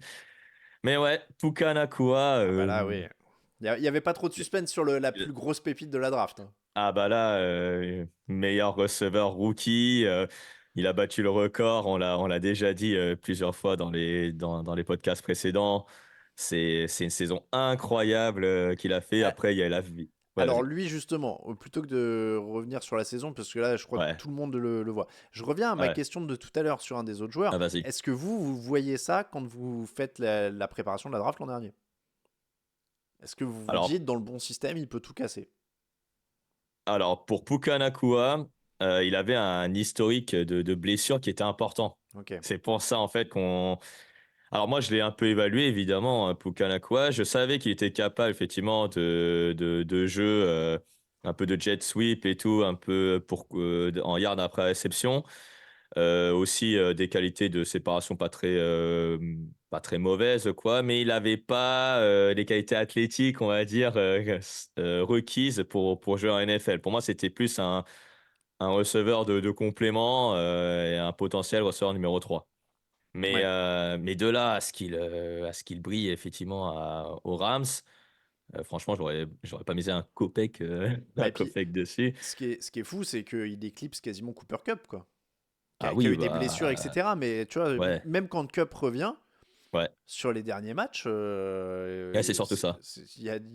Nakua est toujours là, il fait toujours des stats, il est toujours hyper important, même en playoff, il est important. Ouais. Et donc, oui, tu disais, il avait pas mal de blessures, il avait Hmm. les capacités, mais tu pouvais pas te douter de ça non plus, quoi, pas de cette ampleur-là. Non, non, non, non, je pense pas, parce que, enfin, non, c'est pas, que je pense pas, c'est sûr même. Franchement, Vous aviez fait une fiche sur c'est- lui? Non. non, pas du tout, mais non, pas du tout, parce que le bonhomme il était vraiment projeté. Alors, moi, j'avais un 4e tour hein, sur Ok. lui, je vais être honnête. Mais après, je me suis dit, alors, si c'est pour avoir un complément à Cooper Cup et si c'est Puka Nacua ton complément, alors là, bonne chance. Voilà, c'est ça que Hmm. j'avais dit, mot pour mot. Je suis en train de regarder, je suis en train de chercher en même temps qu'on parle la première occurrence du nom de Pukanakwa sur le site, voir à quel moment il a été mentionné la première fois. Les leçons, bah, il a été mentionné dans les leçons de la semaine 1. Bah, ouais, c'était semaine 1, Mais il probablement. faut que Ouais, je retrouve parce que je dois avoir le résumé du 5e tour de la draft quelque part. Les ouais, choix ouais, du c'est moi qui 5e l'avais tour. fait. Bah voilà. Moi qui l'avais fait, ouais, ouais. Je m'en souviens plus de ce que j'avais écrit, Et bah j'avoue, ça regarde, on va fait, le découvrir en ça fait direct. un an. Une autre cible Voilà. arrive au Rams avec le joueur polyvalent de BYU, joueur doté d'une bonne mentalité, il possède de bonnes qualités athlétiques malgré une capacité de Ouais, séparation à un arbre de tracé en dessous exactement. de la moyenne. Voilà. Voilà, c'est ça. Très, Ouais, oui, très, c'est vrai. très efficace.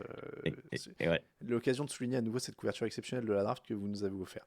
Mm. Donc, ok, Pukanakwa, les deux autres. Alors, les deux autres pépites, t'avais de l'hésitation, je me rappelle, parce que j'ai une liste assez Ouais, pour le élargie. 3e. Par Ouais. contre, le 2e, là, j'ai aucune hésitation. C'est le tie-end des Lions, Sam Laporta. Ça revient Ouais, beaucoup ouais, Sam dans le Laporta, chat. très Alors très là, belle saison. on est remonté, c'est un 34e choix global, donc c'est pas non plus Exactement. une énorme surprise. Mais pareil, Ouais. t'attendais pas autant? Non, je m'attendais pas autant. Après, à Iowa, il n'était pas forcément bien utilisé. C'est peut-être pour ça aussi qu'il me manquait peut-être quelques données dans l'évaluation de Sam Laporta. Après, certains de l'escouade draft de Tosh tu l'avais effectivement au deuxième tour. Ok, Moi, j'avais troisième tour pour ok. Sam Laporta.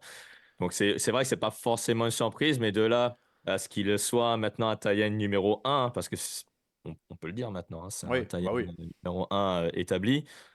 Moi, je pense que dès la saison rookie, je pensais qu'il allait juste progresser, Hmm. être en progrès. Mais de là à ce qu'il inscrive 10 touchdowns, faire 889 yards, c'était, c'était inespéré pour moi. Ouais, je suis en train de pareil de regarder un petit peu ce qu'on disait sur les joueurs au moment de la draft. C'est pour ça que vous n'avez pas le plein écran. Je vous les ressors quand Ouais. j'ai trouvé.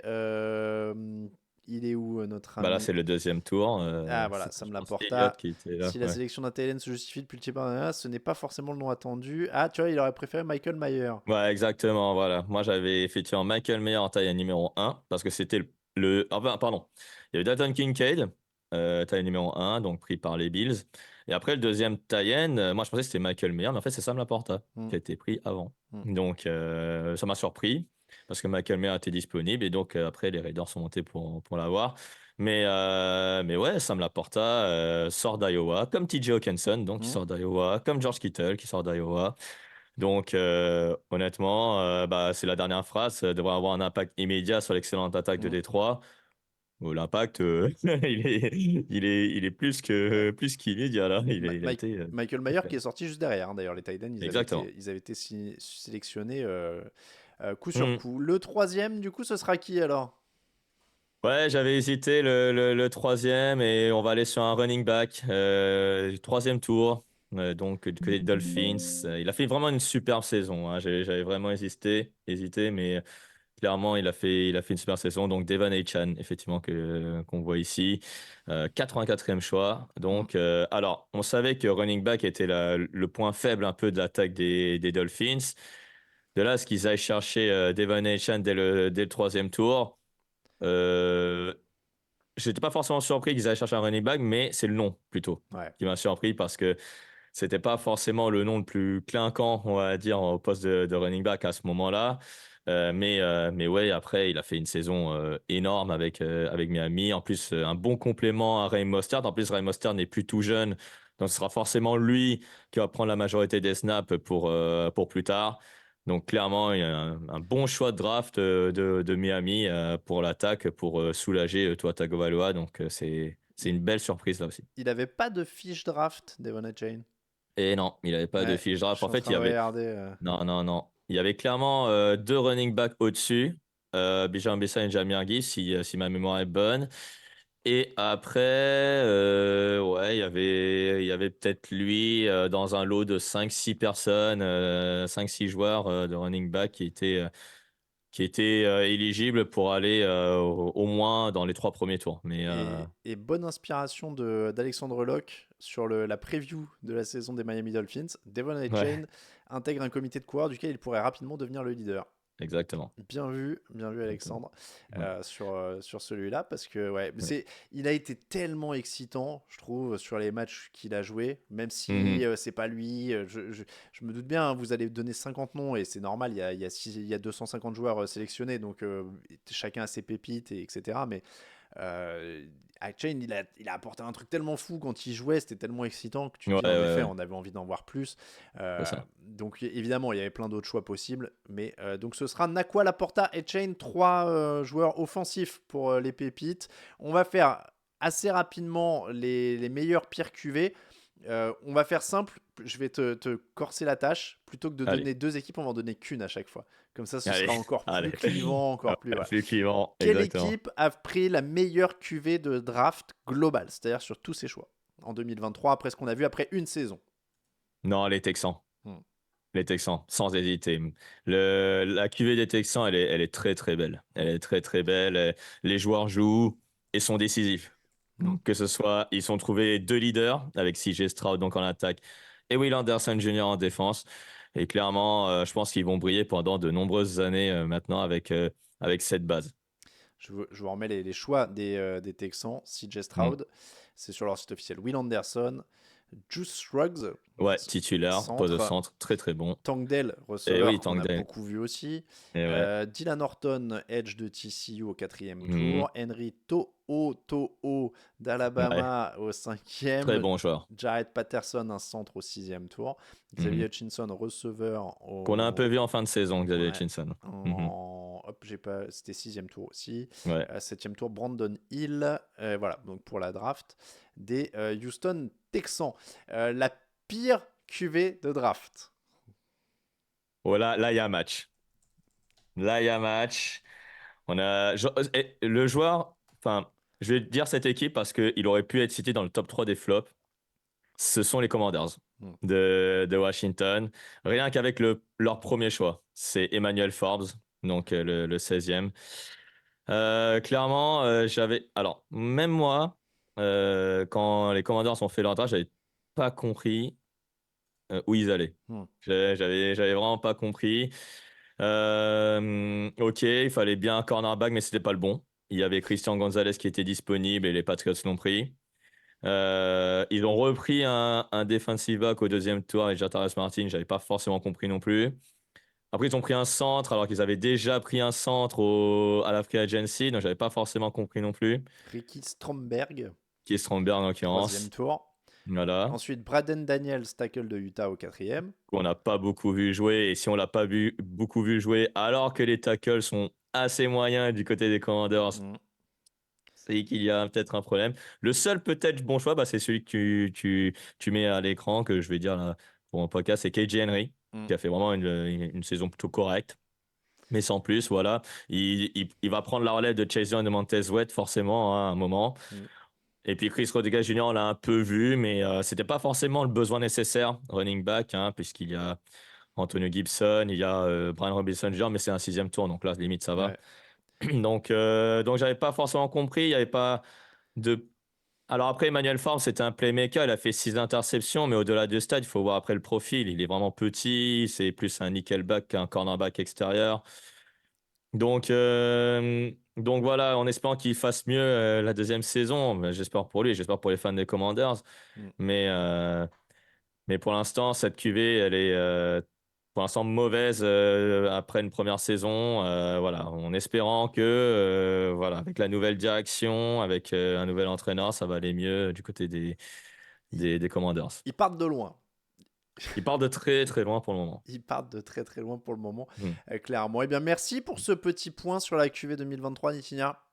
Merci à toi, Alain, et merci à tous. Et on va vous retrouver, toi et la team draft, beaucoup plus souvent à partir de, allez, dans un mois et demi, là, ça va commencer à être votre moment, quoi. Là, ça, il y a une mock draft qui va arriver, je sais plus si c'est sur Twitch ou pas d'ailleurs, après le Super Bowl. En tout cas, il va y avoir des choses et puis il va y avoir du podcast dans tous les sens, des fiches, etc. Vous avez l'habitude. On commence à donner un petit avant-goût au fil des semaines, là, de temps en temps. Il y a un membre de la team draft qui débarque dans le fauteuil, etc. Voilà, on vous donne des petits avant-goûts. Merci beaucoup, Nitinia. Merci à toi, Alain. Bonne soirée, bon match à tous. Merci beaucoup, Nitinia. À très bientôt. Ciao, ciao. À très bientôt. On va donc revenir sur l'actualité du jour, évidemment, qui est les matchs de ce soir. Il nous reste 2 rencontres dans ce Divisional Round et je vous cherche le prono. Hop là. On va passer tout de suite au pronostic. Ensuite, ce sera les cotes, le quiz, et etc. On va avoir de très belles choses. On va se donner... Tiens, est-ce qu'on commence par les cotes ? Allez, on va se donner les cotes et après on parlera plus en détail on va faire les pronos d'abord. Hop, voilà, les pronos, et ça c'est pas le bon truc. On va plutôt faire hop. Ça c'est pas le bon truc non plus. Ça non plus. Ça c'est mieux. Ouais, on va faire comme ça. On va donc parler des pronostics de la semaine.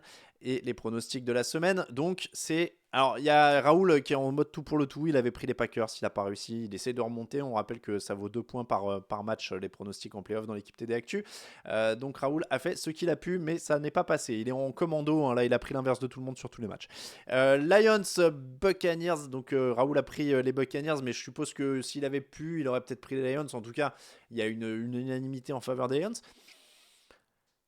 Ils jouent à domicile, il va y avoir une très très grosse ambiance. C'est quand même très compliqué pour Tampa. Après, j'ai envie de vous dire,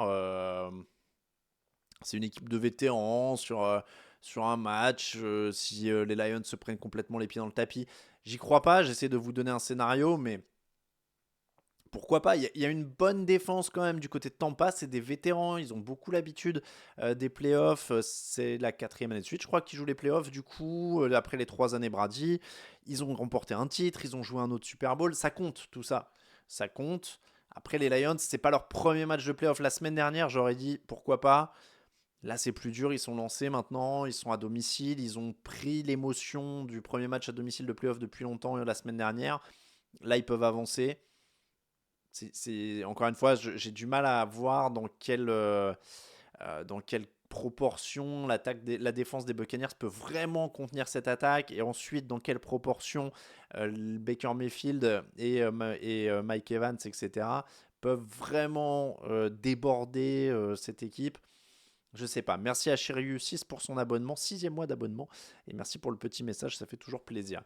Donc les Lions sont quand même assez largement favoris. Beaucoup plus de suspense dans le deuxième, le match entre les Bills et les Chiefs. En fait, je me disais, je m'excuse, j'aurais pu faire un peu plus loin avec Nitinia, parce qu'en vrai, il n'y a que 2 matchs à pronostiquer. J'ai tellement l'habitude des fauteuils où il y en avait 18. Mais c'est pas grave, je pourrais répondre à vos questions et faire du SAV TDA s'il y a besoin. Donc le deuxième match, Bills-Chiefs. Celui-là, il est chaud bouillant. C'est à Buffalo. C'est le premier match à l'extérieur de la carrière de Patrick Mahomes en playoff. Ça, c'est quand même une dinguerie. Je vais faire la recherche en même temps. Bah oui, évidemment. Je vais faire la recherche en même temps, mais je sais même pas combien il a. Parce qu'on compte pas le Super Bowl, évidemment. C'est un match en terrain neutre.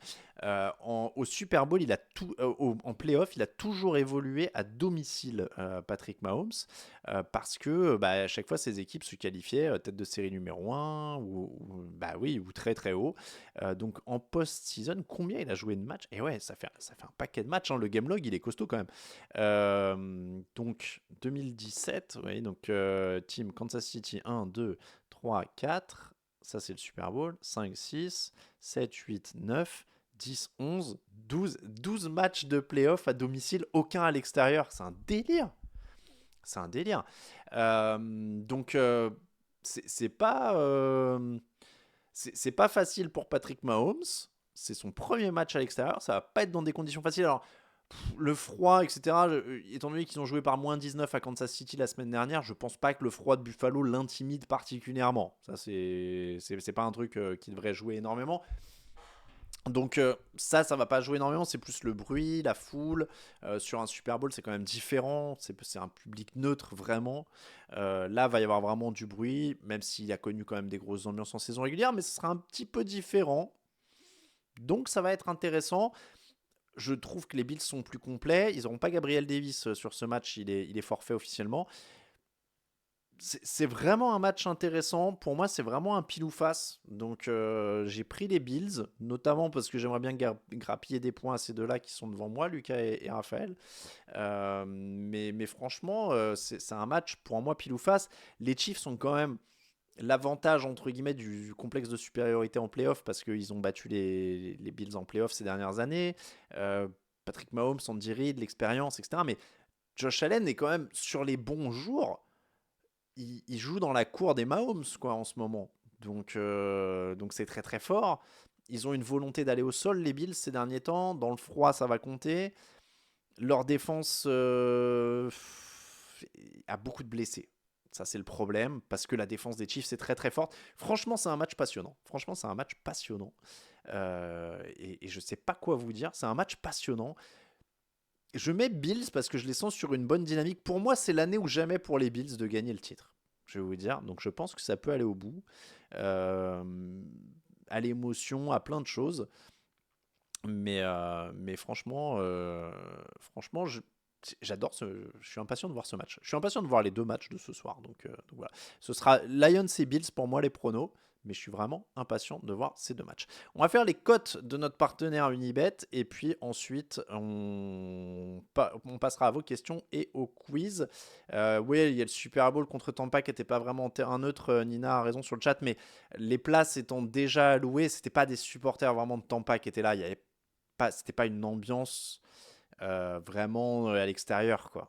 Pour moi, c'est compliqué. Je pense vraiment pas que ce soit les mêmes. J'étais pas au Super Bowl de Tampa, donc peut-être que ça a un tout petit peu été différent, mais vu le prix des places, etc., c'est pas le supporter moyen qui est là en train de supporter son équipe et qui met l'ambiance, quoi. C'est un peu un autre délire pour le Super Bowl. Et oui, c'est vrai que c'était le Super Bowl Covid en plus de mémoire, donc oui, le stade devait être pas hyper rempli, non?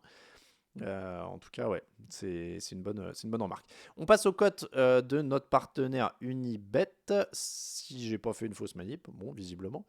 Qu'est-ce que j'ai fait? Bon, bah, on va revenir à ça. Bah, alors, qu'est-ce qui se passe?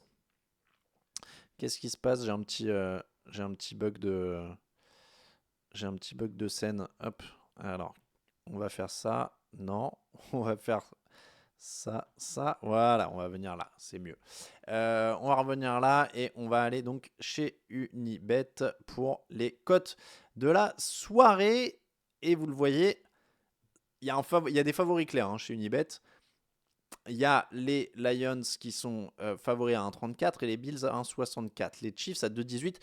Dans ce cas-là, je serais tenté de dire de jouer les Chiefs à 2,18 parce que la cote est plus élevée. Dans les matchs à 50-50, je joue la cote. Ça m'évite d'être déçu comme ça, parce que si mon prono passe, je suis content. Si mon pari passe, je suis content. C'est pas mal. Après, ce qu'on peut faire pour tricher, c'est décidément, j'ai du mal sur les enchaînements de scènes en ce moment. Donc, ce qu'on peut faire pour faire un peu augmenter la cote du côté du match des Lions, c'est qu'on va aller se chercher un petit marqueur de touchdown, évidemment, vous avez été plusieurs à le dire, et un Jahmyr Gibbs notamment. Alors, on peut mettre Montgomery et Gibbs marque, par exemple. C'est pas mal. Marqueur de touchdown, chance double. Moi, j'irais sur un Gibbs marque et son équipe gagne, par exemple, à 2,10. Voilà, ça c'est pas mal. Gibbs marque et son équipe gagne. Moi, j'aime bien. Mike Evans marque et son équipe... Ah oui, non, mais Mike Evans, il est au Buccaneers, je suis bête. Ça, on parlait de Sam Laporta. Vous savez quoi? Sam Laporta, il a joué la semaine dernière. Il en glisse un petit à 2,65 et son équipe gagne. Et on est pas mal. Donc Chiefs à 2,18 et Laporta plus son équipe gagne à 2,65. Vous pouvez les jouer à part, évidemment.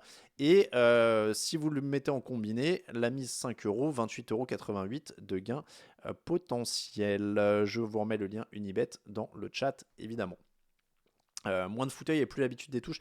Non, mais c'est parce que j'ai voulu créer des trucs. J'ai changé des réglages avant, en fait, pour être honnête, cette semaine, parce que je voulais justement modifier l'apparence du truc pour qu'on voit mieux. D'ailleurs, là, on voit le gain, mais pas le ticket. Enfin, j'ai pas beaucoup mieux réussi. Voilà, là, c'est un peu mieux. Voilà, là, on voit le ticket et pas là. Bon, bah, ah, voilà, bim. Ouais, j'ai enfin réussi. Voilà, donc les Bills de 18 et Laporta marque et son équipe gagne de 65, 5 € misés, 28,88 € de gain potentiel. On va faire vos questions et le quiz pour terminer parce qu'il y a un quiz. Par contre, j'ai pas de cadeau, bougez pas. Je vais dans la réserve à cadeaux. Alors, on va continuer sur les bonnes habitudes de l'année. C'est comme les bonnes années, j'ai le droit. Le quiz cette semaine, c'est ça. Le calendrier 2024. Bam. On fait gagner encore un calendrier. J'en profite pour vous signaler qu'il y a ça toujours. Les bonnets TD Actu. Ils sont toujours disponibles. Et c'est simple, je vais vous les mettre en plein écran. Oui, le bonnet TD Actu est arrivé. Ça se passe chez Brooklyn Fizz, notre partenaire. Et je vais mettre le lien dans le chat comme ça. Vous l'avez, il est facilement trouvable sur le site. Les bonnets TD Actu, 19,99, moins cher que les casquettes. Et ça nous permet de nous aider. On touche évidemment une petite com là-dessus. Donc c'est hyper cool. Et ils sont sympas, ils sont chauds. Et il fait froid en ce moment. Donc c'est vraiment le moment. Je peux pas vous faire gagner celui-là parce que c'est un prototype en fait. Et j'ai même pas encore le définitif. Mais voilà. Donc non, c'est super cool. Ils sont hyper sympas chez Brooklyn Fizz. C'est à Lyon. N'hésitez pas à y aller physiquement si vous êtes à Lyon. Et sinon, vous pouvez évidemment commander sur leur site le bonnet TD Actu et il claque et c'est trop bien. Pourquoi pas avoir mis 20 €? Parce que c'est moi qui ai demandé et j'ai dit 19,99 mentalement, ça fait moins cher. Je suis comme ça. C'était une tactique commerciale de ma part. Je ne le cache pas du tout. C'est moi. Allez, on passe au quiz et on va afficher le quiz sur le chat. Hop là. Alors, tac. Je suis distrait. Le quiz, il est sur les rookies. Je suis allé sur le thème de la semaine. Your quizzes, le fauteuil div. Tac. Point, start quiz. Est-ce qu'il s'affiche bien? J'espère que je suis pas rouillé au point que mon quiz s'affiche pas bien quand même. Est-ce que tu t'affiches bien, petit quiz? Alors. Il est où mon petit quiz? Start game. Bah alors, il est passé où mon quiz là?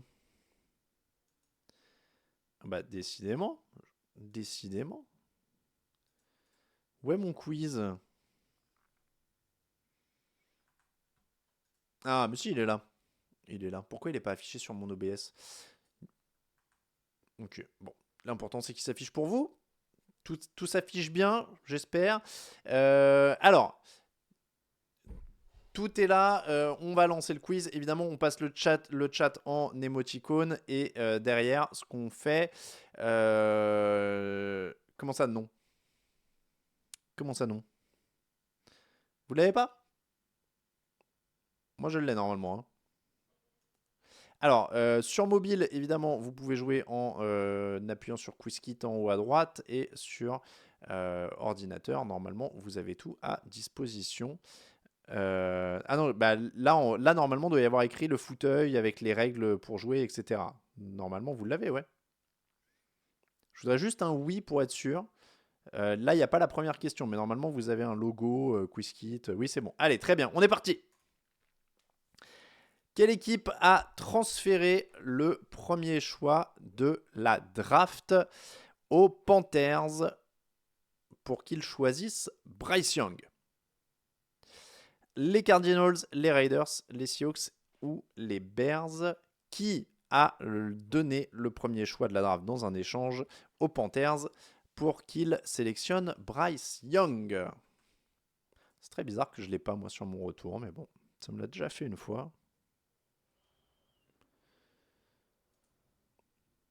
On va dire qu'on survivra comme ça. Ah, je sais pourquoi. Allez, mets-toi au-dessus, petit quiz.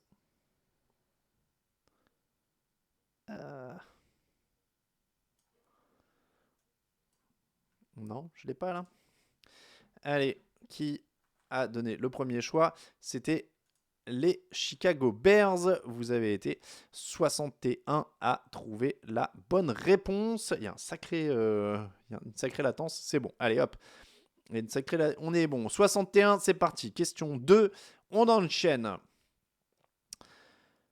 Dans quelle université CJ Stroud a-t-il fait son cursus universitaire? Dans quelle université CJ Stroud a-t-il fait son cursus universitaire? Florida, Ohio State, Alabama ou Michigan? On a parlé de Bryce Young, mais on n'a pas dit la fac de CJ Stroud. J'avoue qu'on ne l'a pas donné.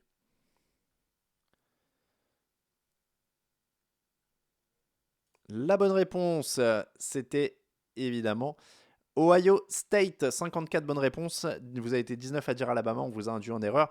C'est la fac de Bryce Young, Alabama. CJ Stroud, c'était Ohio State. Question suivante. Qui est le rookie qui a réussi le plus de sacs en 2023? Quel est le rookie qui a réussi le plus de sacs en 2023? Est-ce que c'est Byron Young? Est-ce que c'est Kobe Turner? Est-ce que c'est Yaya Diaby? Ou est-ce que c'est Will Anderson des Texans? J'aurais dû mettre les équipes autour. Yaya Diaby, Buccaneers, Kobe Turner pour les Rams et Byron Young, j'ai un trou. Qui a réussi le plus de sacs en 2023? Chez les rookies, évidemment. On montre la réponse. La bonne réponse, c'était Kobe Turner qui en a réussi, qui en a pas réussi 16. Il y a 16 bonnes réponses. Je me fais avoir par le 16. C'était pas Will Anderson, c'était une question un peu piège. C'était Kobe Turner des Rams qui a réussi le plus de sacs. Question suivante, question 4. Quel rookie a marqué le plus de touchdowns au sol cette saison? C'est un nom qui est beaucoup revenu là pour le coup. Est-ce que c'est Bijan Robinson? Est-ce que c'est Anthony Richardson? Est-ce que c'est Jahmyr Gibbs? Ou est-ce que c'est Devon Achane qui a réussi le plus grand nombre de touchdowns au sol cette saison pour un rookie? Est-ce que c'est Bijan Robinson, Jahmyr Gibbs, Anthony Richardson ou Devon Achane? Il y a 6 secondes de délai entre ce que je vois à l'écran et ce que vous avez visiblement.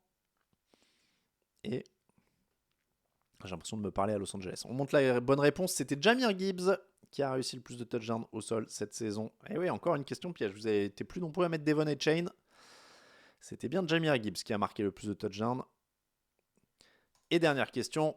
On monte en puissance sur la difficulté. Avec quel choix les Rams ont-ils choisi Puka Nacua?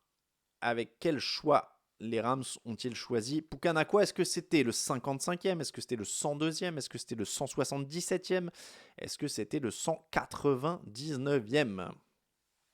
Puka Nacua et les Rams. Quel choix?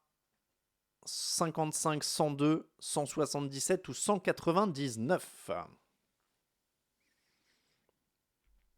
Allez, plus on est au bout. Et on montre la bonne réponse, c'était le 177e choix de la draft. 199, c'était Tom Brady. Petit clin d'œil aux pépites, à la pépite ultime.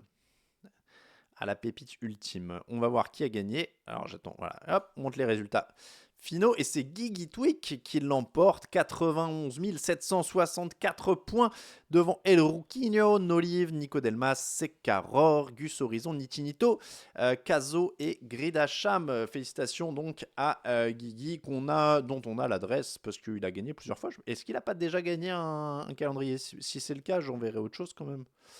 Je regarde dans les messages parce qu'on a ça. On a, hop. Non, c'était en décembre. Donc, est-ce que c'était un calendrier? Il faut me dire sur le chat. Alors, je vais repasser le chat en normal. Mais qui est devenu Sarah? Ouais, alors ça, c'est une vraie question. Qui est devenu Sarah? On espère que... Ah, c'était un calendrier. Bon, je vais faire un petit assortiment avec autre chose alors. Ce sera assortiment surprise. Assortiment surprise. Félicitations en tout cas à Guigui pour les bonnes réponses. Et on a donc 3 minutes pour se dire au revoir, pour se souhaiter une très bonne soirée. Et pour ma part, vous souhaiter une très bonne fin de saison parce que c'est mon dernier fauteuil pour la saison. Derrière, ce sera Lucas pour les finales de conférence. Même horaire, 19h30, 21h. Et pour le Super Bowl, ce sera Raoul Villeroy. Qui vous accueillera et un dispositif qui est en cours de création, donc je peux pas vous dire tout ce qui va se passer, mais en tout cas il y aura Raoul à la tête de tout ça, voilà, parce que pour moi donc ce sera W9 pour la semaine prochaine avec la finale NFC, on l'a déjà annoncé sur le site, mais je vous le redis, finale NFC à minuit 30 dimanche prochain pour nous, Raphaël et moi-même, et puis donc au Super Bowl il y aura Vincent Couef et Richard Tarditz à Las Vegas, et moi je serai en studio à Paris pour faire la transition avec eux et participer à cette soirée. Voilà pour le détail. On a 2 minutes, donc on peut encore se dire 2-3 trucs si vous voulez, en tout cas. Bah oui, merci à tous sur le chat. Un vrai plaisir. Encore une fois, c'était une saison un peu spéciale. Moi, je m'étais habitué à vous voir tous les dimanches, mais là, ça a beaucoup tourné. J'espère que vous avez apprécié aussi, parce que le but quand même de TDA, c'est que vous voyez aussi d'autres gens au bout d'un moment. Donc, moi, ça me fait plaisir que Lucas, que Raoul, que Raphaël a animé un fauteuil, je crois, Victor, je crois. Enfin, voilà, il y a beaucoup de choses. Donc voilà, mais merci à tous. Hop. Allez les Lions, allez les Bucks. Je vois qu'il y en a pour tout le monde en plus, c'est bien. C'était fun. Bon, c'était fun en effet. Merci à tous. C'était une saison exceptionnelle, hein, on va pas se mentir. L'arrivée de Sisplay et de W9 et d'M6 dans nos habitudes, ça a bouleversé pas mal de choses. Donc voilà, c'est vachement cool. Donc Ah, pronostic pour le Super Bowl. Tiens, allez, je vais vous laisser là-dessus. Allez. Bills 49ers, victoire des Bills. Tac, je pars là-dessus. On se reverra au Super Bowl à ce moment-là. Merci à tous. En tout cas, ouais, plus que 5 matchs en comptant les deux de ce soir. 2 ce soir, 2 dimanche prochain et le Super Bowl. Donc plus que 5 matchs. Et on se retrouve. Voilà, vous me verrez. Après, il y aura les hashtags, hein, hashtag NFLW9, hashtag NFLM6, je suppose, ou Super Bowl M6. Je ne sais pas encore quel sera le hashtag pour le Super Bowl. Mais voilà, on se reverra là-dessus. Voilà en tout cas pour le fauteuil. Pour ma part, vous retrouvez Lucas Vola la semaine prochaine à 19h30 le fauteuil la semaine prochaine, dimanche prochain. Gros bisous à tous, c'est un plaisir encore une fois d'être avec vous cette année. Vous retrouvez Lucas et nous on se retrouve évidemment sur les antennes de TD Actu, le débrief, ce qu'on a fait là en podcast demain et le débrief évidemment toute la semaine et la preview et tout ça en podcast toute la semaine. Merci à tous, bonne fin de saison à tous et bonne soirée à tous. Ciao, ciao.